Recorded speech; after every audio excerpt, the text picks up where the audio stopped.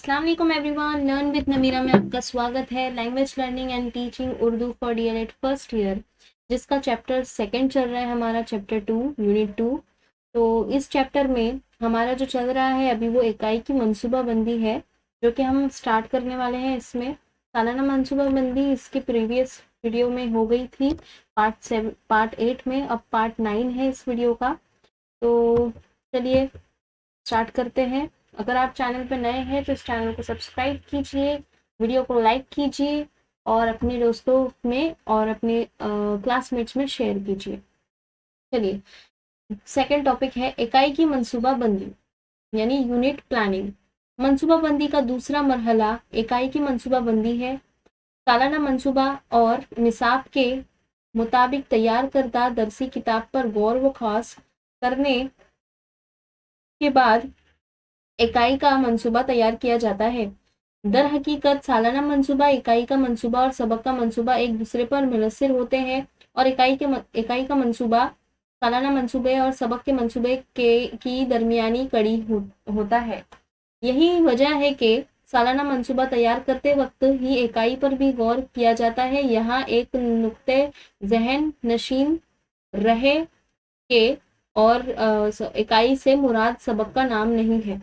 देखिए, जो इकाई की मंसूबाबंदी जो होती है वो मुनस्सर होती है सालाना मंसूबाबंदी के, क्योंकि सालाना मंसूबाबंदी हम पहले कर लेते हैं, फिर इकाई की मंसूबाबंदी करने के लिए हम बैठते हैं।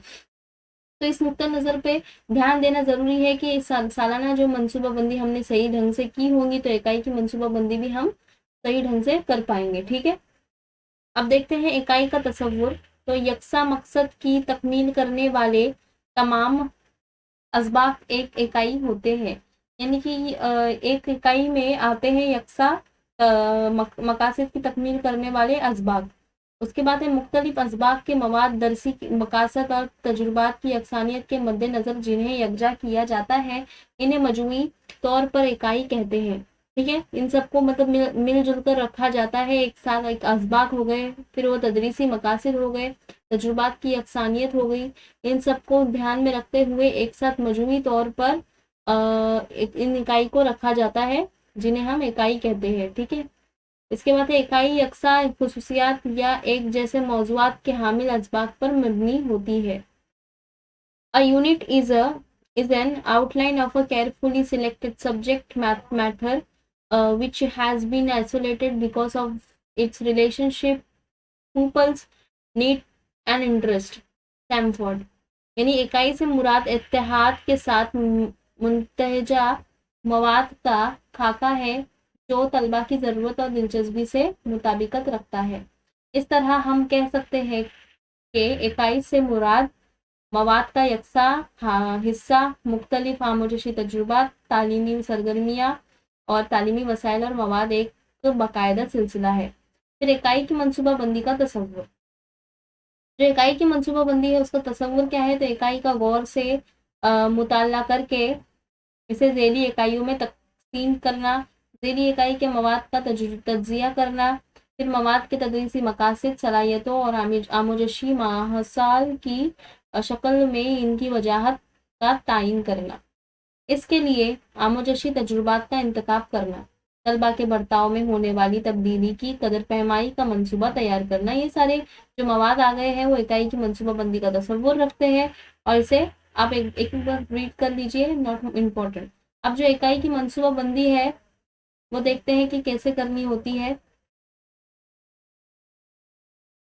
बीच का पार्ट इसलिए जो है स्किप कर रही हूँ मैं क्योंकि वो इतना कुछ इम्पोर्टेंट नहीं है। जो फर्स्ट 81 जो 81 पेज नंबर है वही इम्पोर्टेंट है ज़्यादा, और इकाई की मंसूबाबंदी को ध्यान में रखना वो इम्पोर्टेंट है। ठीक है, तो देख लेते हैं हम लोग इकाई की मंसूबा बंदी कैसे करते हैं। कभी ये जो है मोस्ट इम्पॉर्टेंट क्वेश्चन है पेज नंबर 84 का। इकाई मालूमाती मजमून। ठीक है, इकाई क्या है? मालूमाती मजमून। ज़ेली इकाई है नंबर 1 घड़ी और साबिका मालूमात है तलबा कालाई घड़ी और दीवार घड़ी से वाकिफ है। कलाई घड़ी और दीवार घड़ी से वाकिफ है, ये साबिका मालूमात है। अब जो मजमून है वो उर्दू है, और जमात है शशुम, दस्तयाब पीरियड है इसके लिए 6।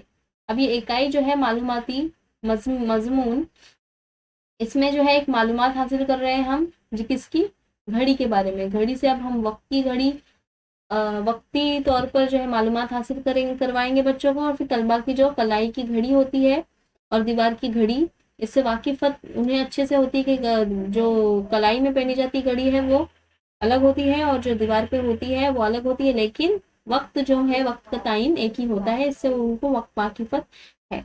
अब देखते हैं झेली इकाई। तो सबसे पहले तो एक कॉलम बनेगा झेली इकाई का, इसके बाद आएगा मवाद सबक का तज्जिया, इसके बाद आएगा मकासद और वजाहतें, फिर तालीमी तजुर्बात जिसमें 2 कॉलम और बनेंगे कि मौलिम की क्या सरगर्मियां हैं और तलबा की क्या सरगर्मी है। इसके बाद है तालीमी वसाइल और फिर कदर पैमाई की क्या रिजल्ट मिला। अब देखते हैं घड़ी, ठीक है। अब जो झेली इकाई हमने लिख दी है घड़ी। अब मवाद सबक का तज्जिया क्या है, तो मालूमाती मजमून, इससे एक मालूमात हम अक्स करने वाले हैं। तो घड़ी की ईजाद और इसका इर्तका बयान किया गया है, यानी कि घड़ी की कैसे ईजाद हुई और इसका इर्तका यानी वो कैसे बढ़ी आगे, मतलब कैसी मुख्तलिफ किस्म की घड़ियां निकली, तो ये इसमें बयान किया गया है। इसके बाद है बे नुकाते सबक। तो सबक का क्या नुकात है, तो वक्त की पैमाइश और पैमाना, यानी वक्त की पैमाइश कैसे करते हैं, उसका पैमाना कैसे करते हैं। फिर सेकंड आ रहा है धूप घड़ी, थर्ड है आबी घड़ी और चौथा है शमा घड़ी। तो ये घड़ियों की किस्में भी हो गई और एक वक्त के साथ इसका जो है पैमाना कैसे हो गया वो भी। अब इसमें मकासद और वजाहतें। तो क्या मकासद है, तो इल्म व तफहीम, यानी कि एक अंडरस्टैंडिंग पैदा करना और एक नॉलेज के रिगार्डिंग अंडरस्टैंडिंग इसमें हो गई। इसके बाद है तलबा सबक का मरकजी ख्याल बयान करते हैं। तलबा सबक पहले तो हम पढ़वाएंगे, जो सबक तदरीस देंगे उनको, उसके बाद उन्हें जब वो तफहीम हो जाएगा यानी उस अंडरस्टैंड कर लेंगे सबक को, तो फिर वो क्या करेंगे, तलबा सबक का मरकजी ख्याल जो है वो बयान करेंगे। इसके बाद तलबा नामानूस अल्फाज का मतलब समझते हैं, यानी कि कोई अगर ऐसा मुश्किल अल्फाज है जिसका मतलब वो नहीं जानते तो वो मतलब समझने लगते हैं। फिर इसके बाद है अखलाक, यानी तलबा सबक के मुहावरों को अपने जुमलों में इस्तेमाल करते हैं। इसके बाद है तालीमी तजुर्बात, मौलिम की सरगर्मियाँ क्या है और तलबा की सरगर्मियाँ, यानी मौलिम ने क्या काम करवाया है या तलबा ने। तो मौलिम कहानी के अंदराज में सबक की बुलंद ख्वानी करता है, यानी कि बयान के तरीके से समझ लीजिए बुलंद ख्वानी कर रहा है जो उस्ताद जो है वो। फिर है तलबा को खामोश ख्वानी की हिदायत देता है, यानी खामोशी से आप अदब के साथ बैठकर पढ़िए। इसके बाद और तलबा में मरकजी ख्याल भी मबनी सवाल पर बातचीत करता है, यानी कि जो भी सवालात है उस पर जो है मौलिम बातचीत करते हैं। फिर उस्ताद घड़ी की ईजाद और मुख्तलिफ घड़ियों की तारीख बयान करते हैं। तो ये हो गया मौलिम की सरगर्मियाँ। अब तलबा की क्या सरगर्मियाँ, तो तलबा जो है सुनते हैं, खामोश ख्वानी करते हैं और बहस में हिस्सा लेते हैं। फिर ये सुनते हैं। समझ में आ गई बात। इसके बाद है तालीमी वसाइल। तो तालीमी वसाइल में दीवार घड़ी, कलाई घड़ी, मोबाइल घड़ी और पुरानी घड़ियों की तस्वीरें हम दिखा के उन्हें कैसे तालीमी वसाइल के जरिए, जो तालीमी वसाइल होता है वो क्या होता है कि आप किस तरह से किस तरीके से समझाएंगे उन्हें, तस्वीरें दिखा के समझाएंगे या फिर मॉडल वगैरह टीचिंग एड के जरिए समझाएंगे। तो सबसे पहले तो दीवार घड़ी बताएंगे हम उन्हें, कलाई की घड़ी, फिर मोबाइल में घड़ी होती है वो पुरानी घड़ियों की तस्वीरें वगैरह दिखा सकते हैं। इसके बाद है कदर पैमाई। तो इकाई की तदरीस के बाद यूनिट टेस्ट लिया जाएगा। तो ये जो इकाई की तदरीस हो जाएंगी, यानी कि हम जब ये घड़ियों का सेशन खत्म कर देंगे, सबक खत्म कर देंगे, उसके बाद हम एक यूनिट टेस्ट भी होगा जिसके अंदर उनको सवालात के जवाब देने होंगे। तो इस तरह से उनकी कदर पैमाई होगी। अब पेज नंबर आ जाते हैं 85 पर। मैंने बीच के 2 पेज छोड़ी नहीं हूँ, वो 2 पेज इतने इंपॉर्टेंट नहीं है, आप 2 बार पढ़ लीजिए, कोई प्रॉब्लम नहीं रहेगा, आप अच्छे से समझ पाएंगे। और यहाँ पे देख लीजिए झेली इकाई, मवादे सबक का तज्जिया, मकासद और वजाहतें, फिर है तालीमी तजुर्बात, तालीमी वसाइल और कदर पैमाई। तो सेम यही इसके आगे का ही है ये, जो वहाँ से हम लोग ने चौथा खत्म किया, तो यहाँ पे 5वां है, एक रेत घड़ी भी होती है। इसके बाद है कुल पुर्जों वाली घड़ियाँ, फिर है मौजूदा अहद की घड़ियाँ, फिर मुश्किल अल्फाज, जो मुश्किल अल्फाज आता है वो, जैसे कि नानंद, शशररा जाना, फिर है फन पारा और दस्तरा। इसके बाद जो है इजहार होता है, कैसा मतलब मकासद और वजाहतें। तो इसमें क्या होता है, थर्ड इजहार, तलबा रेत घड़ी की साख्त और तरीका का बयान करते हैं और लिखते हैं। कि तलबा अपने ग्रोह में वक्त की अहमियत पर बातचीत करते हैं। इसके बाद जो है मौलिम की सरगर्मियां यहाँ खत्म नहीं होती, और भी है। जैसे कि उस्ताद चंद घड़ियों और बाकी घड़ियों की तस्वीरें दिखाता है, मौलिम सवालात पूछता है, छोटी घड़ियों की खूबियां बताए। धूप घड़ी में क्या खामी थी, घड़ी के बारे में अपना कोई तजुर्बा बयान कीजिए। इसके बाद है तलबा की सरगर्मियां। तो मुशाहिदा करते हैं वो, कि उस्ताद जो चंद घड़ी उन्हें बताए हैं तो वो फिर वो देखेंगे, मुशाहिदा करेंगे, फिर जवाब देते हैं। कोई अगर सवाल अगर उस्ताद पूछता है तो उसका जवाब देंगे, खूबियां बताते हैं, खामियां बताते हैं, और फिर तजुर्बा बयान करते हैं। और ये 2 कॉलम इसलिए खाली है क्योंकि इनका जवाब जो था इतना ही था। जो दीवार घड़ी जो तालीमी वसाइल है और कदर पैमाई है वो इतना ही यहाँ पे इसलिए खाली छोड़ दिया। अब मैं आप लोगों को इकाई का तजुर्बा जो है वो इजी स्टोर में बता देती हूँ कि कैसे आपने ये करना है। तो सबसे पहले तो आपने, अगर कोई आप नए नए टीचर बने हैं, आप किसी क्लास टीचर बन गए, चलो आपने क्लास, आपको क्लास मिल गई।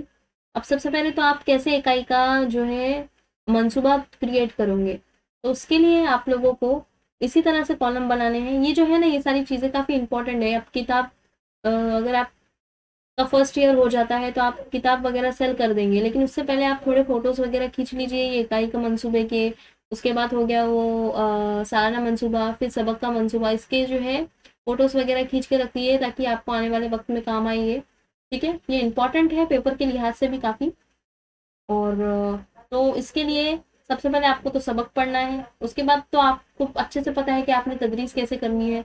उसी हिसाब से आपने ये सब लिख देना है कि क्या क्या इससे मालूमात हुई है, सबक के अंदर क्या क्या है ऐसा है जो आप बच्चों को बताएंगे, और इसमें तालीमी वसाइल क्या इस्तेमाल हुआ, फिर इसकी कदर पैमाई क्या है, वो वगैरह वगैरह जो है आप वहाँ पर लिख सकते हैं। ठीक है, अब पेज नंबर देखते हैं 86 पर। ये पेज नंबर 86 है।